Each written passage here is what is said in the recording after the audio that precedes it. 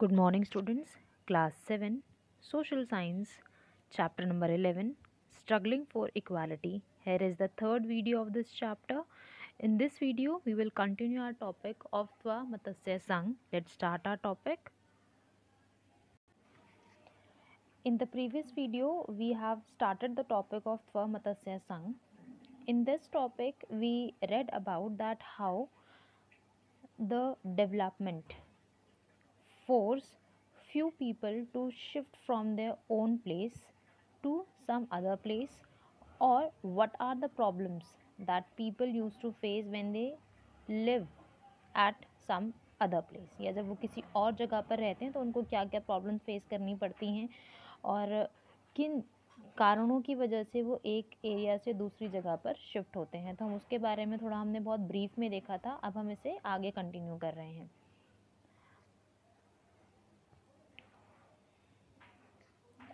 The Tva Matsya Sangh is a fisherman cooperative that operates in Madhya Pradesh. Madhya Pradesh के अंदर एक fisherman एक कोऑपरेटिव्स हैं, ठीक है। कहाँ पर रन की जा रही है? एमपी के अंदर। It is known to fight for the rights of the tribals who got displaced due to the building of dams over Tawa, a tributary of Narmada. बेटा, नर्मदा रिवर के ऊपर एक डैम बनाने के अगेंस्ट ये अपना प्रोटेस्ट कर रहे हैं, क्योंकि बेटा जब भी एक रिवर के ऊपर डैम बनाया जाता है, आप सब लोग जानते हैं कि डैम की इम्पोर्टेंस क्या होती है, क्योंकि डैम बनने के बाद जो रिवर का जो वाटर है उसे कंट्रोल किया जा सकता है, उसके फ्लो को कंट्रोल किया जा सकता है, पावर जनरेट की जा सकती है, और जो नेबरिंग जितने भी कल्टिवेटेड लैंड्स होते हैं उन्हें वाटर की सप्लाई मिलती है। तो ऐसे बहुत सारे बेनिफिट्स होते हैं, बट उसके बिहाइंड या बैकड्रॉप में कई सारे ऐसे लोग होते हैं जो कि ज़्यादातर आसपास के गांव में या विलेज में रह रहे होते हैं, या फिर फॉरेस्ट को कट किया जाता है, और उसके साथ साथ जो नेबरिंग एरिया के अंदर जो ट्राइबल्स रह रहे होते हैं उनको भी एक जगह से दूसरी जगह पर फोर्सफुली डिस्प्लेस कर दिया जाता है। ऑल्दो गवर्नमेंट जो है उन्हें कुछ ना कुछ कंपनसेशन देती है, बट स्टिल कंपनसेशन जो उनकी अर्निंग है या जो बाकी उनकी जो लाइफस्टाइल है उस पर बहुत ज़्यादा नेगेटिव इफेक्ट उनको फेस करना पड़ता है। तो इट इज़ ऑल्सो नोन, जो त्वा मत्स्य संघ है वो और किस नाम से जानी जा रही है कि वो ट्राइबल्स के राइट्स के लिए फ़ाइट कर रहे हैं, ठीक है।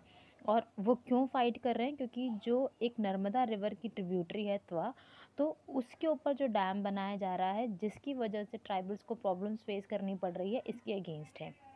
The dam was completed in 1978, leading to the submergence of the nearby forest and agricultural land.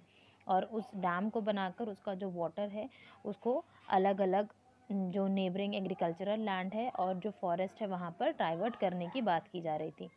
And as a result the people were left with no means of livelihood. 1978 के बाद बेटा जो इस सब पूरे डैम्स के बनाने का जो रिज़ल्ट रहा वो कुछ इस तरीके से काम कर रहा था।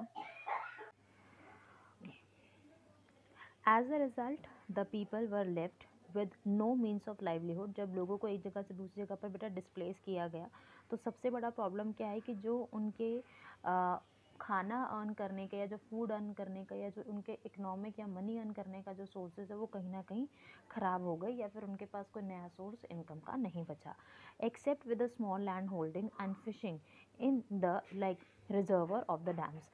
तो उनके पास एक लौता काम जो बचा है वो क्या है कि वो उनके पास जो थोड़ी बहुत ज़मीन है वो उसके ऊपर काम करें, और जो डैम्स की हेल्प से जो फिशरिंग वो कर सकते हैं उसको एज अ लाइवलीहुड यूज़ करें। इसके अलावा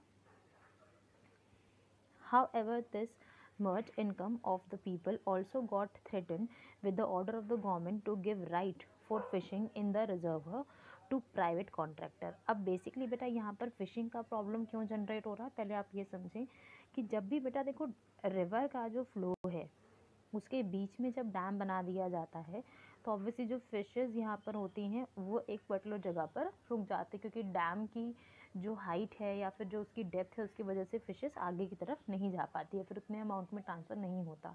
तो डैम के जो आसपास का रीजन होता है वहाँ पर फिशेस इकट्ठा होना शुरू हो जाती हैं, ठीक है।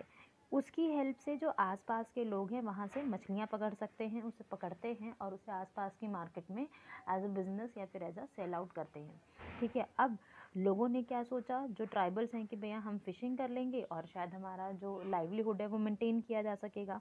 बट गवर्नमेंट ने एक और ऑर्डर निकाल दिया कि जो फ़िशिंग है अब वो सिर्फ और सिर्फ प्राइवेट कॉन्ट्रैक्टर्स ही करेंगे, जिसकी वजह से उनकी लाइफ और ज़्यादा थ्रेटन या उनको परेशानी फेस करनी पड़ी। When the private contractors started pushing locals out of their area by using their money and muscles power, अब जो वो तो ट्राइबल्स हैं, they are not educated, they are not like legally, उनको इतना नॉलेज नहीं होता, ठीक है, तो और वो इतने ज़्यादा ताकतवर भी नहीं होते या इतना ज़्यादा रिच भी नहीं होते, तो अपनी मनी और मस्कुलर पावर दिखा के उन्होंने उन लोकल लोगों को वहाँ से मार के भगाना शुरू कर दिया। The people decided to set up an organization. जो लोग हैं उन्होंने क्या बनाने की कोशिश की, एक त्व मत्स्य संघ बनाने की कोशिश की और उसको ऑर्गेनाइज़ किया, ताकि वो अपने राइट्स को इस मूवमेंट की हेल्प से या फिर इस ऑर्गेनाइजेशन की हेल्प से अपने राइट्स को वापस ले सकें। Next is the Tawa Matsya Sangh protested against the order of the government by organizing rallies and chakka jams. उन्होंने अलग अलग जगहों पर प्रोटेस्ट करना स्टार्ट किया, पीसफुल रैलीज चलाना स्टार्ट की, चक्का जाम्स यानी कि रोड्स को जैम करना स्टार्ट किया। And government responded to the agitation, जो उनके डिमांड्स हैं उसके अगेंस्ट उन्होंने रिस्पॉन्ड करना स्टार्ट किया of the people by setting up the commission to look into the matter. और गवर्नमेंट ने कमीशन सेटअप किया जो कि उस पूरे मैटर को ध्यान दे। And however, it was only in 1996 that the MP government gave a locals the right of fishing in the reservoir and signed a 5-year lease agreement with them. तो 5 साल के लिए उन्होंने वो जो पूरा एरिया है वो लीज पर या एक टर्म पीरियड के लिए उनको दे दिया गया कि 5 साल तक आपके अलावा यहाँ पर कोई फिशिंग नहीं करेगा। इसके अलावा the setting up of the cooperative enable the fisherman to increase all the incomes. The cooperative took care of the facilities such as transportation, loans for reparation and buying new nets. अब government ने कुछ और cooperatives भी उनके लिए तैयार किए, जिसके अंदर वो क्या हेल्प कर रहे हैं गवर्नमेंट उनकी, कि भैया उनको कोऑपरेटिव्स ने एनेबल किया फिशरमैन को, जो कि ट्राइबल्स हैं, ठीक है, ताकि वो अपनी इनकम को इंक्रीज़ कर सके। द कोऑपरेटिव जो गवर्नमेंट की तरफ से उनकी हेल्प कर रहे हैं, तो वो उनको अलग अलग फैसिलिटीज़ दे रहे हैं, जैसे कि ट्रांसपोर्टेशन यानी कि जो मछलियाँ पकड़ी गई हैं उन्हें मार्केट्स तक ले जाने के लिए रोड्स का सप्लाई, रोड्स की थ्रू उनको या ट्रक्स या बाकी चीज़ों की हेल्प उनको मिलनी चाहिए। लोन्स मिलना, ताकि अगर जो नेट्स हैं वो टूट जाएं, ख़राब हो जाएं, या फिर उनको जितने भी रॉ मटेरियल चाहिए फिशरिंग करने के लिए, जितने भी इक्विपमेंट्स है जिनको इस्तेमाल करने हैं, उनके लिए उनको जो पैसा चाहिए उसके लिए उनको लोन्स प्रोवाइड करा सके। मैनेजिंग द स्टॉक्स, अब जो फिशेज़ हैं उनको स्टोर करके रखना है, तो उसके लिए स्टॉक्स को किस तरीके से एफिशिएंटली काम किया जा सकता है, इसका ध्यान रखना। And fisherman learn the skill of hacking the fish eggs, यानी कि जो मछलियों के अंडे हैं उनको संभालना, ताकि जो पॉपुलेशन है उसे कंट्रोल भी किया जा सके और उसे इंक्रीज़ किया जा सके। Now not only could fisherman fish, but they could also send their fish to better market such as Guwahati, यानी कि आसपास के अलग इलाकों के अंदर जाके वो अपना सामान बेच सकें। इस सब चीज़ों के लिए गवर्नमेंट ने अलग अलग तरीके से उनके लिए काम किए। तो यहाँ पर बेटा हम लोग जब बात कर रहे हैं इक्वालिटी की, तो इस पूरे ऑर्गेनाइजेशन की हेल्प से हमने क्या समझने की कोशिश की कि समटाइम्स इक्वालिटी के लिए सोसाइटी में फ़ाइट भी किया गया है। और फाइट करने का मतलब ये नहीं कि आप गन्स और या वेपन्स लेके सामने खड़े हो जाएंगे, आप मूवमेंट लॉन्च कर सकते हैं। गवर्नमेंट के कुछ पॉलिसीज़ हैं, कई बार गवर्नमेंट को उसके नेगेटिव इम्पैक्ट्स शायद उस तरीके से नहीं बता पाते, क्योंकि इम्प्लीकेशंस के बारे में गवर्नमेंट को उतनी नॉलेज नहीं हो पाती, कई बार वो लॉन्ग टर्म प्लानिंग नहीं करते, या फिर ग्रास रूट लेवल पर जाके जो प्रॉब्लम्स हो रही हैं वो गवर्नमेंट नहीं इमेजिन कर पाती। तो गवर्नमेंट को बताने के तरीके होने चाहिए। तो ऐसा नहीं है कि आप हमेशा ही गन्स और वेपन्स लेके खड़े हो जाएं। गवर्नमेंट को पीसफुल प्रोटेस्ट करते हैं तब भी गवर्नमेंट को उसके बारे में अवेयरनेस होती है, और गवर्नमेंट अपने मैटर को लुक इनटू करेगी। गवर्नमेंट, और ज़रूरी नहीं है कि प्रोटेस्ट किया जाए या मूवमेंट लॉन्च की जाए, आप अलग अलग मोड्स का इस्तेमाल कर सकते हैं और गवर्नमेंट को इन्फॉर्मेशन देख सकते हैं कि भैया आपके ने ये प्रोजेक्ट बनाया, उससे हमें ये नेगेटिव या पॉजिटिव पॉइंट्स हमें फेस करने को मिले, और उस सब के बाद गवर्नमेंट आपके वेलफेयर के लिए, बेटरमेंट के लिए इम्प्लीकेशंस या जो कुछ अच्छे प्रोजेक्ट जो हैं उसके साथ इम्प्लीमेंट कर सकती है। तो इट वॉज त्वा मत्स्य संघ that we read in the previous video and in this video as well. अब हम लोग बेटा नेक्स्ट जो वीडियो है हम उसके अंदर बात करेंगे आपके अदर फॉर्म्स ऑफ स्ट्रगल के बारे में।